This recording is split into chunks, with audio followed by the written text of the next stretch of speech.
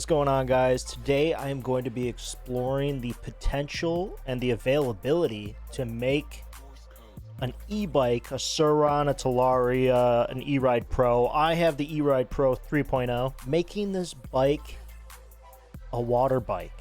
There's a lot of different options. So I started doing a little bit of exploring, a lot of YouTube videos, seeing what other people have done. I stumbled across this guy. He had a good idea, and it's to use a propeller. Instead of using the actual tire to propel you, you have a propeller. Propeller. Obviously it's hitting at the moment, but look. Basically when you're pedaling, you're getting a small amount of power, which I could probably demonstrate with my hand. Very difficult to turn, to be honest, and it doesn't go that fast. Now if I turn the electric on, I've got the power of the electric motor. It's a bit sketchy because the propeller needs to be dropped into the water, but don't do this at home, guys. I've got my foot next to a 2000 watt propeller.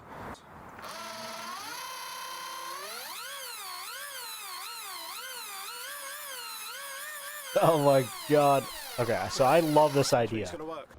So here's the guy actually testing the bike out for the first time. Right, and you'll notice the stability, the rigidity of these pontoons is not... there is no brakes. It's not really there. The problem. Whoa! Alright, try the electric mode. But this idea is really cool, really simple, very cheap. Whoa, something's happened. I'm not sure what's going on, but the front end keeps lifting up. And it's also cool that when he turns his handlebar, he turns the whole contraption. I think very it gets cool. To a certain speed, and the propeller down there lifts back out of the water. I don't know whether we can cable tie. Overall, this idea is cool, but you can't really go very fast. And I can see trying to get this in and out of the water being very hard to do. It's actually quite scary. And kind of annoying. It down a bit more. And he doesn't actually show him getting in and out of the water with the whole contraption. So, I don't know how he does it. Faster now. I think I might have done something. One big issue is the waterproofness. Is it waterproof? Is it water resistant? Waterproof obviously means you can go underwater with it and it'll come out just fine. Water resistant obviously means you can splash water on it and it's fine. E-bikes, I believe are water resistant. They're not really waterproof. Here's a good example. Thing came off. Thing came off. Really? Yeah. First time completely submerged. I was under for like 2 minutes. Good. In this guy's case, the chain fell off. Too much for this thing. Shout out Grit Shift. I believe this is the guy that made this design. I could be wrong, but that's where I first found it. There's a website that he has. When you Google it, you end up finding this site, gritshift.com, Suronsky Challenge. And there's the bike. There's everything about it. So this is their... Yeah, I think this is the guy who designed it and put this all together. Oh, look at that. It almost looks like this tire has a cup to it. And I don't know if this is it's normally like that, or if this was like a custom tire too. But it almost looks like they rewired this to be more submersible as well. They made this thing way more waterproof. It says right here, waterproofing the wiring harness, soldering wiring junctions, and packing bearings with marine grease. Every change was meticulously planned and executed to ensure that the Surron was not just water ready, but also safe and reliable on dry land. Oh, it is a custom cup paddle tire. These guys really thought this through. I thought it was funny. They have the amount of times that they've submerged and belly flopped. I guess maybe if they went forward. Oh, you know what I bet happens? when they're riding forward, like the front of the ski gets caught on the ground. Like, well, no, they do have it lifted up pretty well. I thought this idea was really cool. They should definitely sell this idea, but at the same time, the amount of times that he's submerged the bike, it needs to be redesigned. Something needs to be changed so that you can continue to ride like this without it submerging. Because not everybody's going to go through the due diligence of rewiring, waterproofing the wiring harness, doing all of this different stuff. Like I said, these bikes are only water resistant. They're really not meant to be submerged fully. This guy right in the context is doing his own design. Marine grease. I don't know if it's dielectric grease. I feel like I've heard that before. It's good. For waterproofing. This is this blew my mind. Well, here we are, guys. This blew my mind in a bad way. Is it okay? I think we set on it. Yes, but as I said, it's going to sink. I need this propeller be on water. He's got it taped here. Onto. Oh I don't even know what these bottles are. Like what? Not this hard. Where did you get these bottles? This was nothing. So now we're gonna pump the bike a little and get some more bottles here and insulate the battery better. What are you up to? Ooh, yeah. You know, this is a little different than what Grit Shift does. You know, each engineer has their different techniques. I can't hate on it. These guys have their technique. Grit Shift has their technique. You know, some people solder. Some people use a bunch of tape. Whatever works. Whatever floats your boat. Or in this case, whatever floats your electric bike. Holy moly. Look at it. It's all good. Yeah, it's alright. Go slowly.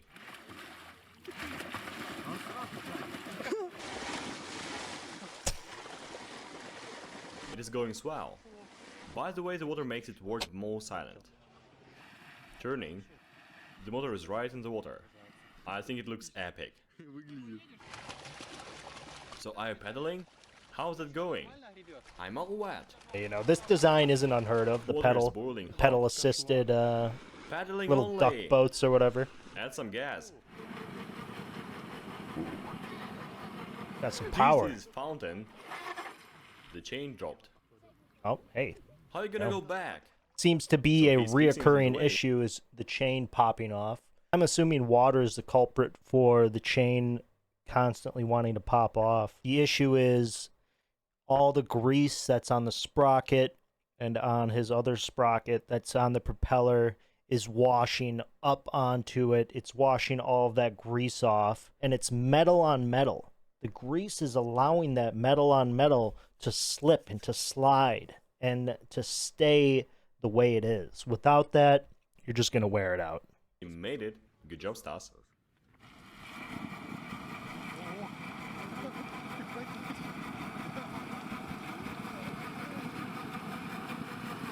It's going well, isn't it? Amazing. Okay. I wish we made a bigger propeller. I'm a freshman in sailing, you know, so for this machine, it is swimming well with that motor. There are some spectators over here now. Are these this guy's kids? Here, always watching. Are and these come back once again with the motor? There are some spectators. I think this guy's kids are just looking at him like, "What, Dad? What are you doing? What are you doing, Dad? This is crazy, Dad. You put a bag over the battery." Overall, a really cool idea.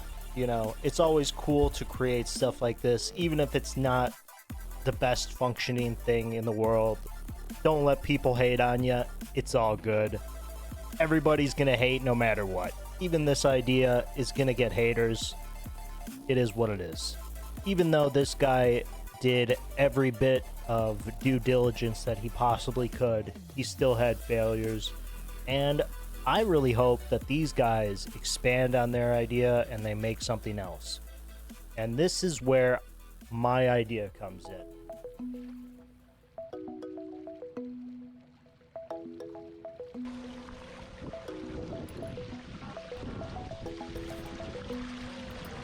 It utilizes e-bike technology to assist you as you're planing along the surface, and then underneath the water you've got a hydrofoils and a propeller, which gives you the lift and the thrust. This idea is fantastic. It's so good. But in my opinion, you need more power. You want to go faster. With an e-bike, that's all you do. You go fast. Popping wheelies, you're going quick.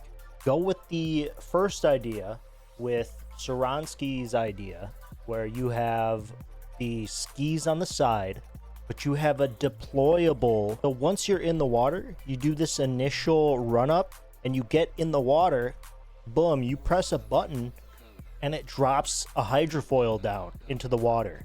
There's no good way to be buoyant and be fast at the same time without the skis.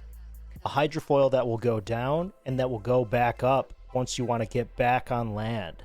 Obviously, it's not that simple. There's a lot that goes into it. A hydrofoil needs all of this support. Having something reliable enough to just mechanically drop into the water. Maybe there's a way to have something you can push down into the water with a handle of some sort. But you can see how she starts in the water. So that could be a potential too. Being able to sustain yourself in the water is important. And a hydrofoil, in my opinion, is the best way to do that. As you saw with our first guy, you know, you don't exactly go very fast when you have pontoons. And you need fairly big pontoons to support the weight of a massive 150 to 180 pound e-bike. So yeah, that's my idea. You kind of mix this with this. You add a hydrofoil to this design. You know, the problem is, where do you put it? Could you put it in the center? Probably not. That's where you're sitting. Could you put it along the sides?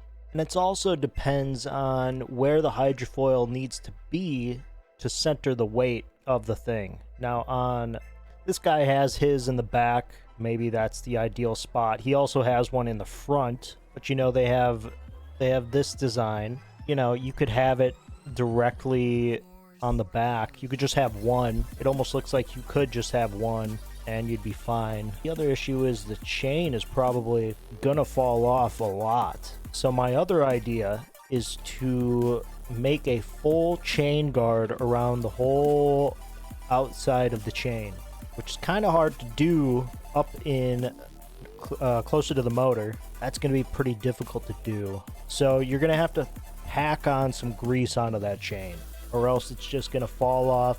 Or if it doesn't fall off, it's going to wear out your sprocket teeth and it's going to wear out the chain prematurely. That's my idea.